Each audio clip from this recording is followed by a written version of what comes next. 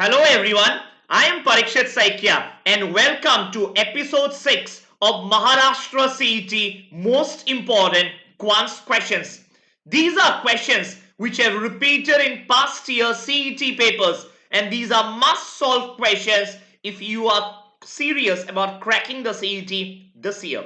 But as always, the first thing I'm going to tell you, give me 5 seconds to ensure that I'm streaming live before we get started with today's session. Okay, I think we are streaming live and we are good to start. A small notification to start. On your screen are Unacademy learners who have cracked the CAT with flying colors, and we believe that you can definitely be one amongst the next. Okay, also there are a lot of upcoming batches for which you can enroll. All these are plus batches. Batches on the 4th of February, on the 6th of February, and then there is another batch which starts on the 8th of February. So 6th February is today, remember? And then there is a batch which starts day after tomorrow. Also, I have started a complete course on logical and abstract reasoning. This is a new batch for Maharashtra CET. Remember, abstract reasoning is something that you have never done before. And we are going to solve so many questions on abstract reasoning that you are going to get very comfortable by the time you write the CET. For all these batches, you can enroll using my code Parikshit Saikia. If you use this code, you will get 10% off on the subscription fee. So remember, 10% off if you want, you can use this reference code. Also, the Unacademy Combat is scheduled every Sunday. So this time it is scheduled tomorrow from 12 to 1. This can be accessed absolutely free because there are a lot of prize money also to be won. And you can, but to access it free, you need to register as a first time user. When I say first time user, I mean with a mobile number which had not been registered on Unacademy before, right? And then you can use the code Parikshit Saikia. You can use the invite code Parikshit Saikia. You'll be able to access the Unacademy Combat and a lot of courses absolutely free using the code Parikshit Saikia. Let's get started. Okay, now these are all previous year CET questions, quants questions, and I think we'll do it together. Remember, 150 minutes, 200 questions. You got to solve them in the fastest possible manner. Let's get started. Number 1, there were 42 students in a hostel. Due to the admission of 13 new students, the expenses of the mess increased by rupees 31 per day, while the average expenditure per head diminished by rupees 3. What was the original expenditure of the mess? Okay. Now, how many students are there originally? 42 students. 42 students. So, let's say original average. Let's say original average. Okay. Let's say original average is, let's say, A. Fine. Original average is, let's say, A. So, what is the total expenses initially? Total expenses initially, can I say average into the number of students? Into the number of students, which is 42. What is average? If anyone is having a problem, how do you visualize average? Average means per head. Per head. So per head, if it is A, total would be A into the number of students. In our case, there is 42. So 42A. Correct? Now what happens? Due to the admission of 13 new students, the expenses of the mess increased by rupees 31 per day, while the average expenditure per head diminished by rupees 3. What was the original expenditure of the mess? Now what has happened? If you admit 13 new students, what will be the new average? What will be the new number? New number of students is 42 plus 13. Will you agree? 42 plus 13, 55. New number of students is 55. What is the new average? The new average is no longer A. It has diminished. What is the meaning of diminished? Diminished means reduces. Reduces by 3 rupees. Perfect. So initially, if the per head was A, now it is A minus 3. So what is the total? Total expenses would be per head expense, which is A minus 3, into the number of students, which is 55. What is the relation? The relation is the expenses of the mess has increased by rupees 31 per day. 31 per day, meaning original number plus 31 should get you the new number. Correct? Will you agree? So how much it is? Please calculate this. 42a plus 31 is equal to 55a minus 165. Correct? So how much it is? 13a will be equal to 196. So what is a? A is 196 divided by 13. 196 divided by 13, which comes out to be around 15.08. 15.08. Correct? Now they are asking what was the original expenditure. Therefore, original expenditure is 42a plus 31. Just substitute the value of a. 42 into 15.08 plus 31. Correct? That will be answer. Please calculate this. Plus 31 will come out to be how much it is coming out to be? 42 into 15.08 plus original expenditure, right? Original expenditure is 42a. 31 is not required. Plus 31 is the new expenditure, right? Plus 31 is the new expenditure. So how much you are getting it? This will come out to be 633 approximately. And that's your answer. Which is option A. You get the point? Easy, right? So remember, original average, new average. That's what I read. So just quickly revising it. Original average is this. So original average, original sum.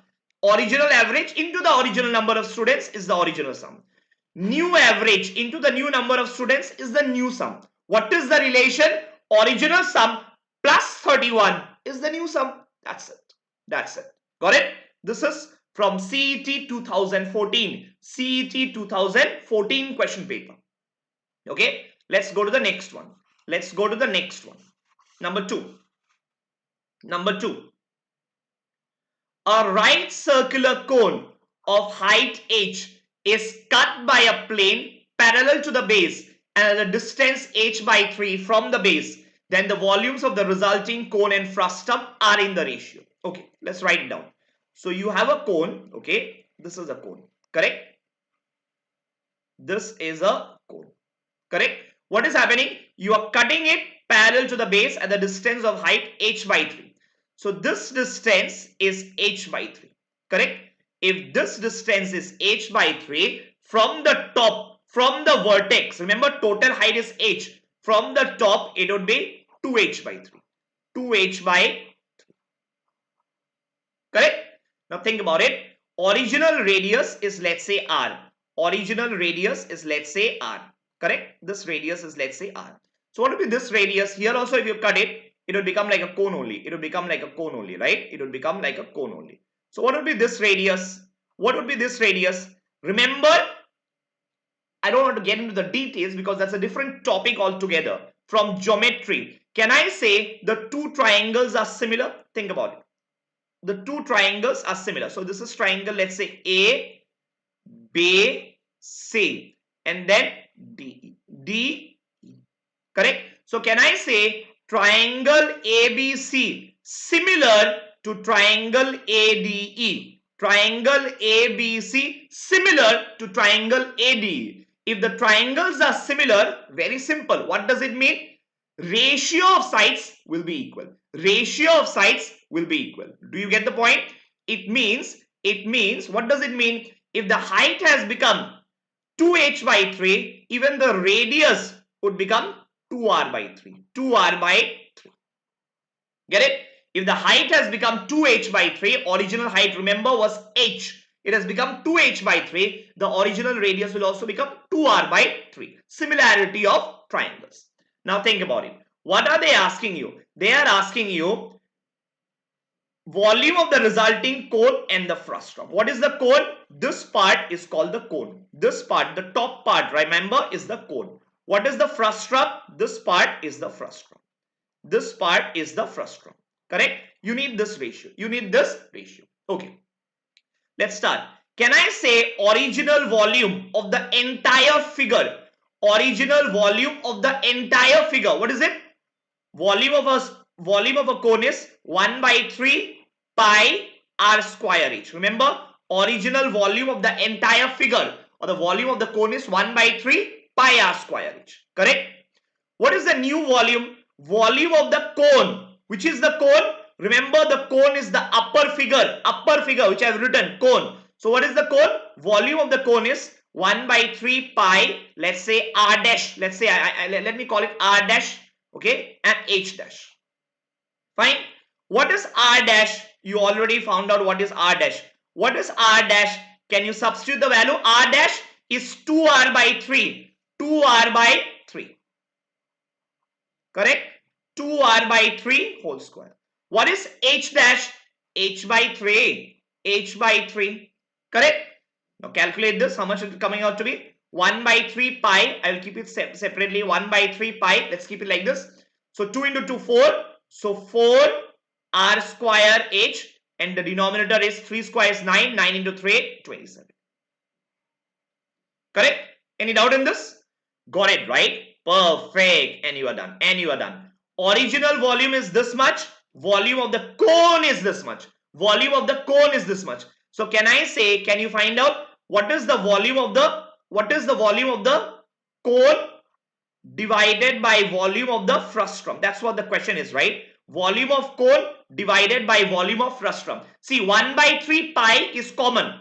If you have a ratio, numerator also has 1 by 3 pi, denominator also has 1 by 3 pi, it will anyway cancel out. It will anyway cancel out. So you got to focus r square h. R square h will also cancel out, right? R square h will also cancel out, right? So what will happen to r square h? That will also cancel out. So what you are remaining? What you are remaining is how much?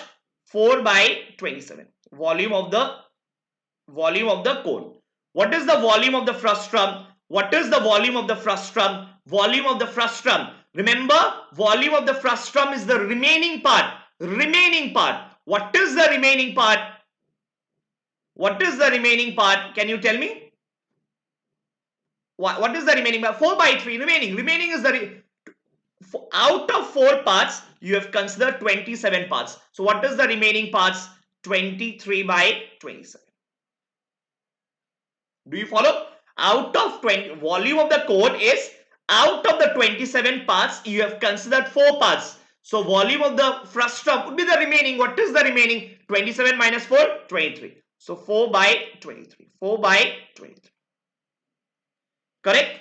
Any doubt? Any doubt? So small correction you got to make. Small correction. Remember, height of the cone is 2h by 3. 2h by 3. So we just wrote h by 3. This is 2h by 3. This is 2h by 3. In that case, this will become 8r square by h. 4 into 2, 8. Right? 8. Perfect. So just make a small correction here. Just make a small correction here. Yeah. So volume of the cone is 8 by 27. 8 by 27 pi r square h. So volume of the frustrum is what? The remaining. The remaining. What is the remaining? 27 minus 8. 27 minus 8 is 19. 19. Right? So 27 cancels out. And what you get is 8 by 19. What you get is 8 by 19. Got it? Answer is 8 by 19. That's the answer for the second one. Easy one. Easy one. Just that you got to make the figure and understand which part is the cone and which part is the frustrum. Again, CET 2014 question. CET 2014 question. Got it? Any doubt in this? Any doubt in this? If you have a doubt, I know a lot of you are my students. You can also ask me during the class. Okay? Okay, let's go to the next one. Let's go to the next one. Okay, let's go to the next one. Number 3. Number 3.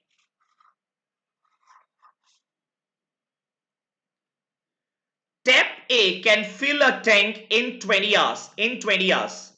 B in 25 hours. And C can empty a whole tank in 30 hours.